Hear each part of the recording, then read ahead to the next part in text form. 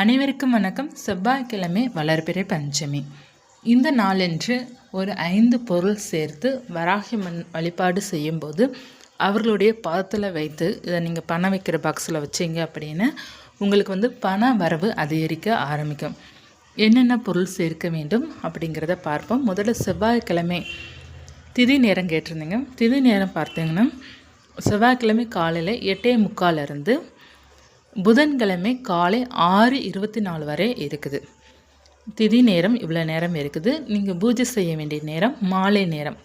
செவ்வாய்க்கிழமை மாலையும் செய்யலாம், ரொம்ப சிறப்பு. புதன்கிழமை காலை பிரம்மமுகூர்த்த நேரத்துக்குள்ளே செய்துடணும். ஏன்னா பஞ்சமி தேதி காலை 6:25 பஞ்சமி தேதி முடியுது. இப்போ செவ்வாய்க்கிழமை இருப்பதனால பொதுவாக சொந்த வீடு அமையணும்னு நினைப்பவர்கள் அல்லது கார் வாங்கணும், இடம் வாங்கணும் அப்படி விருப்பப்படுறவர்கள்லாம் வெற்றிலை தீபம் ஏற்றி வைத்து வழிபாடு செய்யலாம். இப்போ கடன் பிரச்சனை இருப்பவர்கள் என்ன செய்ய வேண்டும் அப்படின்னா, வராகினை வழிபாடு செய்துட்டு யாருக்காவது நம்ம முடிந்தால் தானம் செய்யும்போது கடன் பிரச்சனையிலிருந்து முற்றிலுமாக விலகி வர முடியும். மற்றும் நீங்கள் பசு மாடுக்கு கூட தானம் பண்ணலாம். வெல்லம் வைத்து பச்சரிசி மாவு வைத்து தானம் பண்ணலாம். எறும்புக்கு கூட நீங்கள் சர்க்கரை போட்டு தானம் பண்ணுவது அவ்வளோ விசேஷமான பலன் கொடுக்கும். செவ்வாய்க்கிழமை தோறும் நீங்கள் செய்தாலே உங்களுக்கு கடன் பிரச்சனையிலேருந்து விடுபட முடியும். அடுத்து வேலை கிடைக்க வேண்டும் அப்படின்னு நினைப்பவர்கள் துவரம் பருப்பு தீபம் ஏற்றி வைத்து வழிபாடு செஞ்சீங்கன்னா செவ்வாய்க்கிழமை அன்று உங்களுக்கு வேலை வாய்ப்பு அதிகமாக கிடைக்கும். அதில் ப்ரொமோஷனும் உங்களுக்கு கிடைக்கும். வேலை பார்த்துட்ருக்குறோம், ஒரு ப்ரொமோஷனும் சம்பளம் உயர்வு வேண்டும் அப்படின்னு நினைப்பவர்களும் துவரம் பருப்பு தீபம் ஏற்றி வைத்து வழிபாடு செய்யலாம். இப்போ பண வரவுக்காக நமக்கு வளர்பிறை பஞ்சமி எப்போதுமே பொருளாதாரத்தை கொடுக்கும். நல்ல ஒரு பண வரவை நமக்கு கொடுக்கும். இப்போ பண வரவு வேண்டும் அப்படின்னு நினைப்பவர்கள் செவ்வாய்க்கிழமை மாலை நீங்கள் 6 மணிலேருந்து உங்களால் எப்போ வழிபாடு செய்ய முடியுமோ வராகிமனுக்கு வழிபாடு செய்யுங்க. சிலையும் படமும் இல்லாதவர்கள் விளக்கு வைத்து வழிபாடு செய்து கொள்ளலாம். இப்போ அந்த விளக்குக்கு முன்னாடி நீங்கள் என்ன செய்யணும் அப்படின்னா, சிவப்பு நிற துணியை எடுத்துக்கிடணும், அல்லது ரோஸ் நிறம் பிங்க் கலர் எடுத்துக்கோங்க. சதுரமாக கட் பண்ணி வச்சுக்கோங்க. அந்த துணியில் நீங்கள் ஜவ்வாது நல்லா தடவி விட்டுக்கோங்க. ஜவ்வாது பொடியை தடவி விட்டுட்டு அந்த 4 பக்கம் மூளை இருக்கு இல்லையா, அதாவது நீங்கள் வட்டமாக கிழிச்சிங்க அப்படின்னா ஒரு 4 இடத்துல அல்லது ஒரு 5 இடத்துல சந்தனம் மஞ்சள் குங்குமம் வச்சிடணும். ஒரு 5 இடத்துல வச்சுக்கோங்க.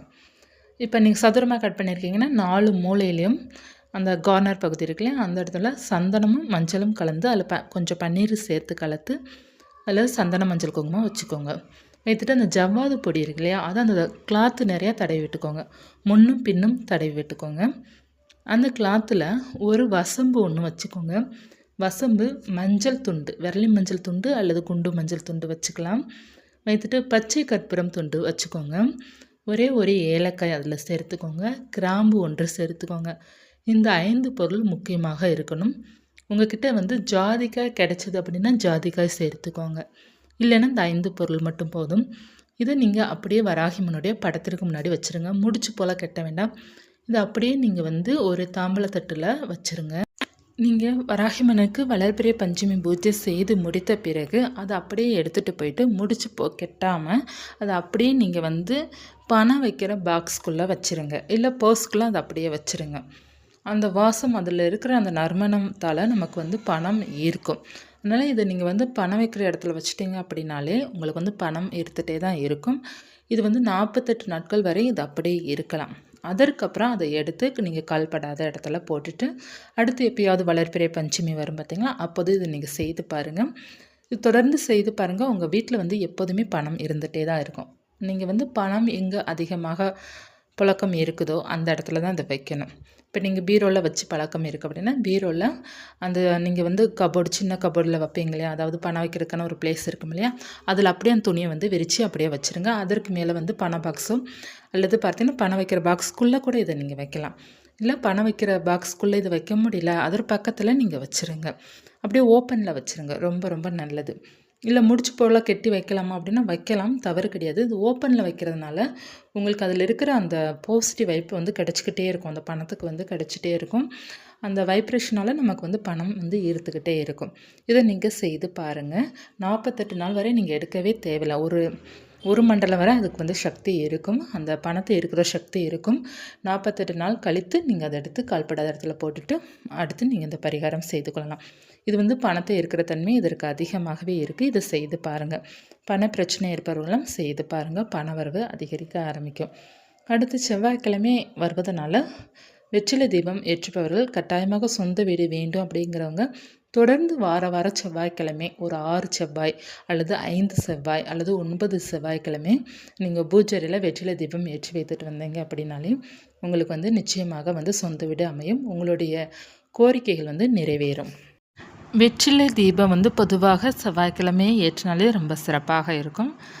முக்கியமாக எலுமிச்சங்கனி வைத்து வழிபாடு செய்வது அவ்வளோ விசேஷமான பலன் கொடுக்கும். நம்ம இல்லத்தில் இருக்கிற அந்த நெகட்டிவிட்டிஸ்லாம் அதை எடுத்துரும். அதனால் ஒரு எலுமிச்சங்கனி வாங்கி நம்ம பூஜையில் வைத்து அந்த எலுமிச்சங்கனி காயும் வரை நமக்கு பூஜையிலே இருக்கலாம். காய்ந்த பிறகு அதை எடுத்து நீங்கள் வந்து பூஜை குப்பையுடன் சேர்த்து நீங்கள் தூக்கி போட்டுடலாம். எலுமிச்சங்கனி வைத்து நம்ம வழிபாடு செய்கிறதுனால நமக்கு ஏகப்பட்ட நன்மைகள் இருக்குது.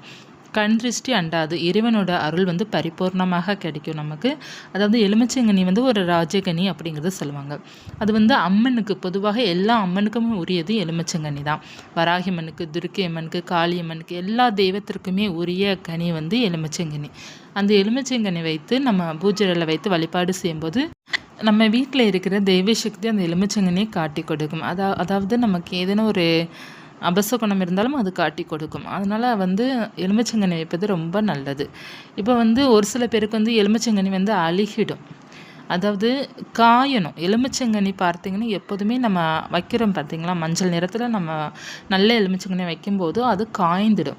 அப்படி எலுமிச்சங்கனி வந்து காயுது அப்படின்னு நீங்கள் தெரிஞ்சுக்கலாம், நம்ம வீட்டில் வந்து தெய்வ சக்தி இருக்கிறாங்க, வீட்டில் எந்த ஒரு நெகட்டிவும் இல்லை அப்படிங்கிறத நீங்கள் தெரிஞ்சுக்கலாம். இது நம்ம வீட்டில் வந்து வைக்கிற எலுமிச்சங்கனி, பூஜை ரூமில் வைக்கிற எலுமிச்சங்கனி வந்து அழுகிடுச்சு அப்படின்னு நீங்கள் தெரிஞ்சுக்கலாம். வீட்டில் தெய்வ சக்தி இருக்கிறாங்க, ஆனால் நெகட்டிவிட்டிஸும் அதிகமாக இருக்குது.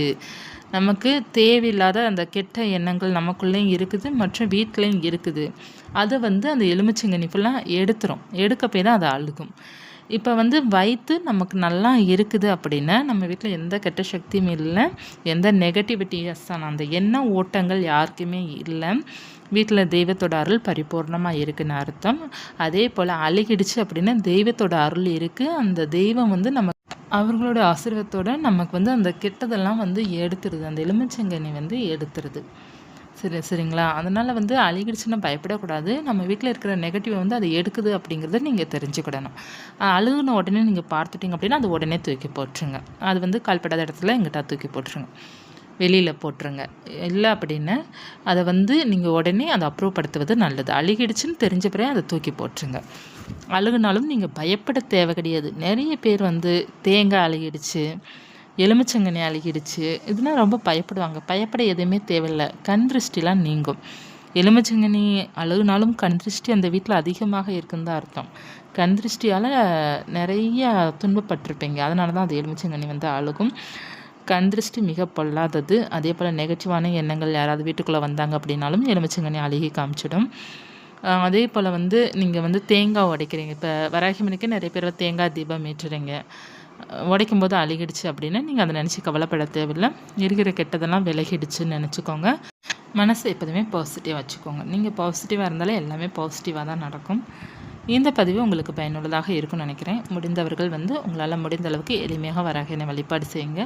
முடிந்த அளவுக்கு பக்கத்தில் கோவில் அமைந்திருக்கின்றது அப்படின்னா அங்கே போயிட்டு வாங்க.